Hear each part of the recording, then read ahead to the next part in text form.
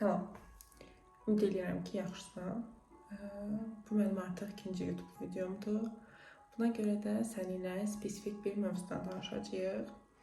Düşündüm ki, sezonun yeni başlaması münasibəti ilə səninlə seçəcəyin ixtisasdan və ya seçmiş olduğun zamanında seçmiş olduğun və artıq peşman olduğun bir ixtisasın mövzusundan danışaq. Mən ixtisasını sevərək gələnlərdənəm. Hərdəsə təxmini 6-cı sinifdə oxuyordum, 12-11 yaşım var idi. Bu sahəni seçmək istəyəndə və bu sahəni araşdırmağa başlayanda artıq bir serialdan görmüşdüm.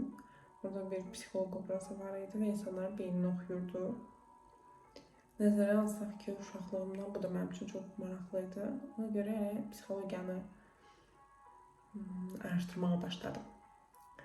Bəs sən necə seçə bilərsən ixtisasını və ya artıq seçmisən, bitirmisən ya da bitirməyə üzrəsən, oxuyursan, necə yeni bir ixtisas tapa bilərsən, özünün ixtisasını tapa bilərsən? Mən düşünürəm ki, insanlar ixtisasları üçün yaradılırlar, onlar seçmirlər, əslində ixtisaslar artıq onlara verilir. Mənim şəxsi düşüncəmdir. Bizim beynimiz sağ və sol yarımkürədən ibarətdir. Yəni sağ və sol yarımkürəsi var. Və bu yarımkürələrin də öz funksiyası var. Hansı ki, sol yarımkürə tamamilə məntiqə əsaslanır, analizə əsaslanır. Sağ yarımkürə isə bizim emosiyalarımızı, daha sonra hisslərimizi, duyğularımızı təmsil edir, belə deyim, ya da orada sağ yarımkürədə formalaşır. Hər ikisi aktivdir. Sadəcə hansı daha yüksək aktivlikdədir və bu bizim həyatımıza necə təsir edir məsələsidir. Başlayaq sol yarımkürədən. Adətən texniki fənlərə maraqlı olan insanlar və texniki sahəyə maraqlı olan insanlarda sol yarımkürə daha aktiv fəaliyyət göstərir və bunun əksinə humanitar sahəyə maraqlı olan insanlarda isə sağ yarımkürə daha aktiv şəkildə fəaliyyət göstərir. Amma mövzu nədir?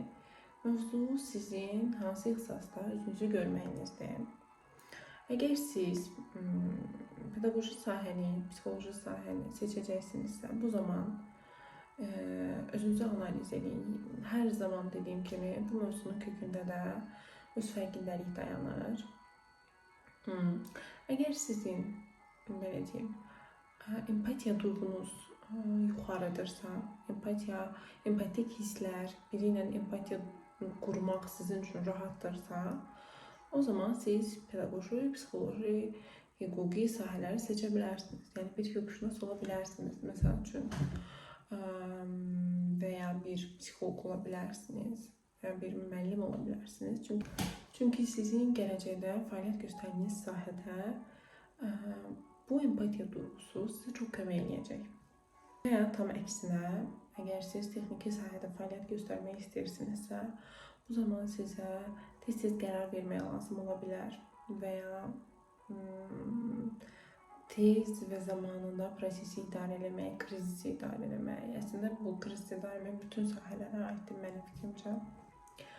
Bəs sırf bizim ölkəyə xüsusiləşmiş şəkildə qeyd eləmək istəyirəm ki, bizim ölkədə sahələri necə seçək? Reallıq onu göstərir ki, ixtisas seçimindən əlavə olaraq çox nadir hallarda insanlar istədiyi ixtisaslara qəbul ola bilirlər. Çünki bizim ölkənin reallığı belədir ki, balım hara çatdı, oradan da qəbul aldım. Yəni, bura təbii ki, qabiliyyət tələb edən ixtisaslara aid deyil. Çünki onlar üçün siz xüsusi hazırlaşırsınız və qabiliyyət imtahanı verirsiniz. Söhbət sadəcə Dövlət İmtahan Mərkəzinin təşkil elədiyi imtahanı verərək, bal yığaraq və kodlaşdıraraq universitetə girən yeniyetmələrdən gedir. Öncə mən məsləhət görərdim ki, araşdırın. Universitetlərin açıq qapı günləri olur, onlarda iştirak edin. Daha sonra universitetlərin səhifələrindən hansı ixtisasları keçəcəyinizdən bağlı məlumat alın öncədən. Və ixtisasla bağlı bir təsəvvürünüz olsun. Əslində, məşhur ixtisaslarda həkimlikdir, müəllimlikdir, hərbi sahədir, və ya neft sahəsidir. Bunlar haqqında hardasa müəyyən qədər dünya görüşümüz formalaşa bilir. Lakin daha dərindən araşdırmaq və məlumatlı olmaq daha sizin işinizi rahatlaşdıracaq, əgər siz universitet təhsilinizi öz ölkənizdə almaq istəyirsinizsə. Daha sonra universitetləri araşdırdıqdan sonra məsləhət görərdim ki, iş sahələrini araşdırın. Hansı işləyə bilərsiniz, necə bir alternativiniz ola bilər, universitetə girəndən sonra özünüzü necə inkişaf etdirə bilərsiniz, daha çox haralarda fəaliyyət göstərə bilərsiniz. Bunları araşdırın. Bunlar da sizə mütləq kömək edəcək. Universitetə girdiyiniz zaman çalışın, özünüzə yönəlin. Ən önəmlisi, özünüzün yumşaq bacarıqlarınızı inkişaf etdirin, empatiya duyğunuzu, daha sonra çətin situasiyaları, krizli situasiyaları necə idarə etmək olar, bunları araşdırın. Çalışın, çoxlu təcrübələrə və könüllülüklərə qoşularaq bu deməli bacarıqlarınızı inkişaf etdirəsiniz. Amma məsələnin başqa bir görünən və ya görünməyən qismi də var. Universitetə girməmək ikinci bir versiyada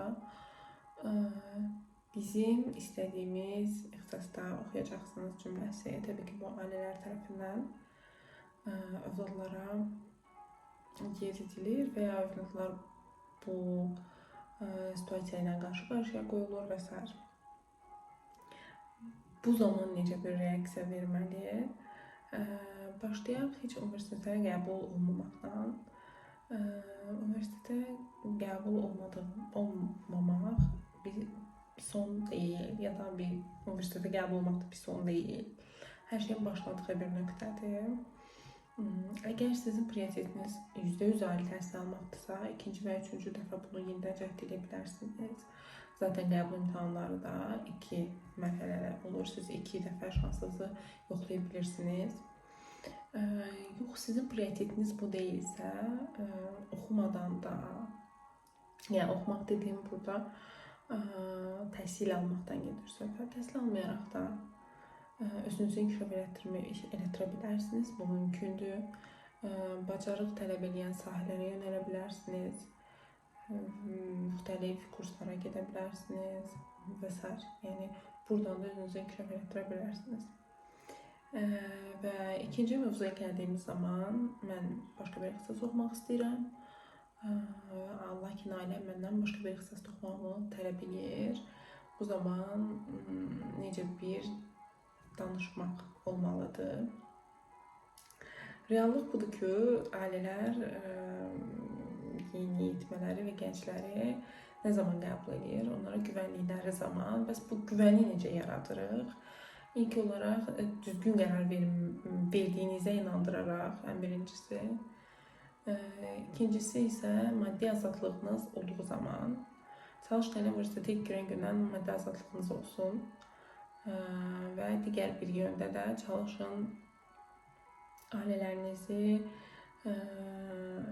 inandırın ki, həqiqətən siz bu ixtisası istəyirsiniz və universitet təhsilinizi bitirdikdən sonra da bu ixtisas üzrə çox rahat bir şəkildə özünüzü inkişaf etdirə biləcəksiniz və fəaliyyət göstərə biləcəksiniz. Bunun da kökündə az öncə dediyim kimi siz ixtisasınızı tam olaraq və kompleks bir şəkildə araşdırmalısınız. Oxuduğunuz 4 illik təhsiliniz sadəcə təhsil almaq üçün olmayacaq.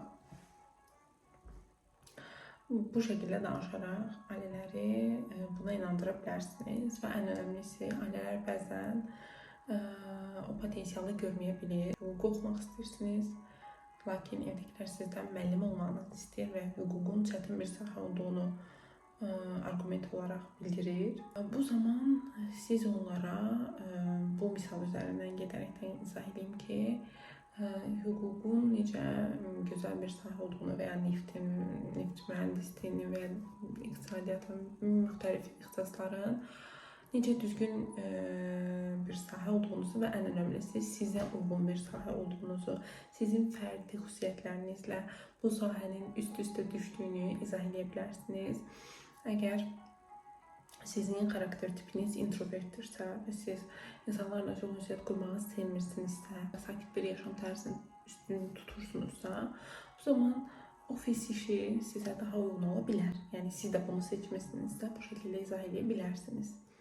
Veya aksine siz ekstrovert bir insansınızsa ve jurnalistika da okumak istəyirsinizsə, bu tam da size uygun bir ixtisas olabilir ve ailənizdə de bu şekilde açıklayabilirsiniz ki, ben ekstrovert bir insanım. Ben ünsiyyət qurmağı çox sevirəm, araşdırmağı çox sevirəm, sahədə fəaliyyət göstərməyi çox sevirəm və jurnalistika da tam olaraq mənə uyğun bir ixtisasdır. Və ən önəmli prioritet ixtisasların xüsusiyyətlərini öyrənmək, xüsusiyyətlərinizi analiz etmək və bunları eyniləşdirərək valideynlərə təqdim etməkdir. Ümid edirəm danışdığım bu bir neçə dəqiqə sizə çox faydalı olacaq və siz buradan məlumat götürə biləcəksiniz. Və təhsil həyatınıza kiçik də olsa bir toxunuş edə bildim. Özünüzə çox yaxşı baxın.